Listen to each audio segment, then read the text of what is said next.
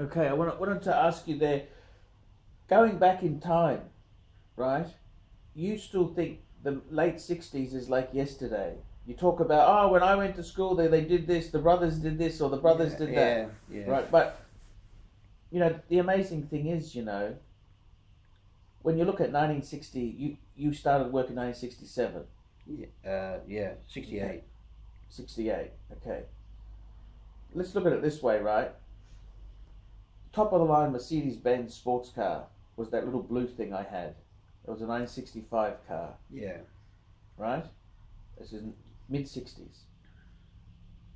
Today, an SL, that's an SL. It's a Mercedes. It's basically, it's a convertible, no roof car, right?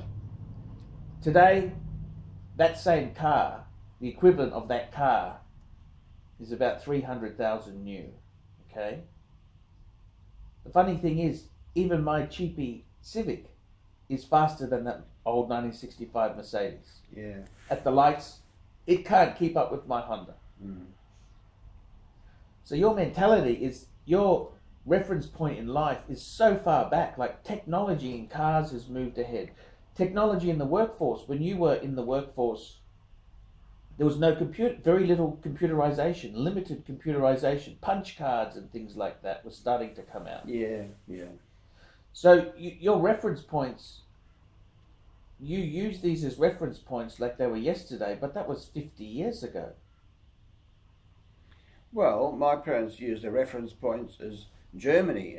Well, in the 1960s, Germany was only 30 years before that, wasn't it? World War II. That was only 30 years before that. Yeah. Like, for you to think back 30 years ago was the middle 80s. Mm. That's like, you can think of that as yesterday, don't you, or not? Mm. When you were at the Guide Street practice you had there. Oh, yeah. That's like yesterday, isn't it? Yeah. I mean, yeah, it's the world's moved on, hasn't it? Oh, shockingly. Well, for the better, I think, but a lot of It's jobs. different. Jobs is different. Jobs have It's a disappeared. different world. But you can still, I think, see what people, they say, oh, it's hard, whatever. But change, if you have to adapt to change, watch change and take advantage of change. Just because things have changed, it doesn't mean you can't make money or can't be successful or can't do things. No. You just got to do things a different way. Different skills are now required, and different qualifications, and education is possibly more important than it was before. But then before you had a degree, you could get a very good job. Now it's expected. It's expected to get a degree in a lot of jobs, and so it's hard. It's lost its currency, hasn't it? Yeah. Where a degree was really special, now it's a starting point. Well, yeah, and that's just how it goes. But I think there's a lot of better things that happen. Like, a lot of things were hidden, and I don't want to harp on this all the time, but like what the Catholic Church did, with the priests and the nuns, and how they treated children and abused children.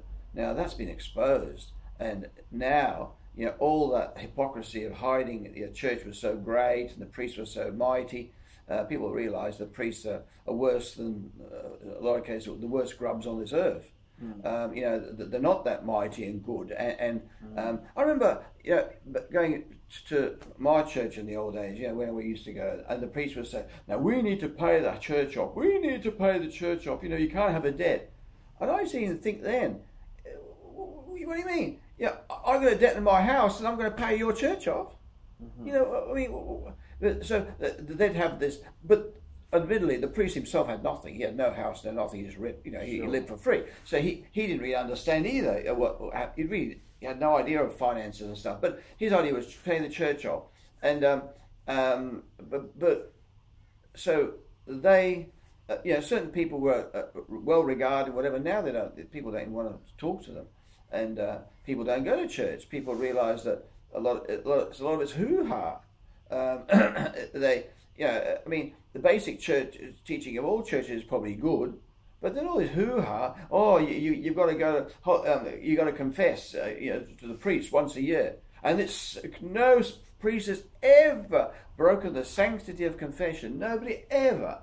And now the state government in Queensland has passed a law, I think I've passed laws in Australia, I think, where priests are forced to disclose what's in confession. And they're saying, no, we won't do it, and all this. And then there's a guy, this very clever priest, is saying, well, no, he says, that's never been the case about sanctity of confession. Now he tells us, after being hoodwinked for the last, 100 years as you were growing up, he said, no, it's never the case. Because what happens when a bad guy comes in and said, I abuse kids? He will say, well, I won't give you absolution. He said, I won't forgive you your sins. You've got to go to the police and tell them, then I'll give you absolution. Now, that's a hoo-ha. That's the biggest lot of hoo-ha out. All these Catholic priests that confess to their mates, didn't send them to the police. Or did they confess that? Maybe not. Or maybe they just shut up about it. Sometimes in life you have to keep quiet over things, don't you? So what idiot? People were so gullible, and just because they were actually you went to school, you were brainwashed and taught these things. This is it, and you thought that's it. So only when you got older and you went to university, or you start learning to question, and then you thought, this is hoo-ha, this is crap. Like in the old days, you can't eat meat on Friday. Well, my parents had a philosophy: if you had meat, you ate it, because when they were in the concentration camp, you can't say, well, there's meat there, but I can't eat it. It's bloody Friday. I mean, a lot of those church things are just stupid. And then they used to say, look, don't eat for Lent, give it to the church. And where does the church send the money? They built up empires, built massive buildings, and the poor bastard that's giving money can't afford to feed his kids, and he's giving money to the church. And not even now, in recent times, that some of the Vietnamese very devout people are giving all this money to the church, and they should be giving it to the kids or the family or the wife. Well, they should be investing it, really. Investing it,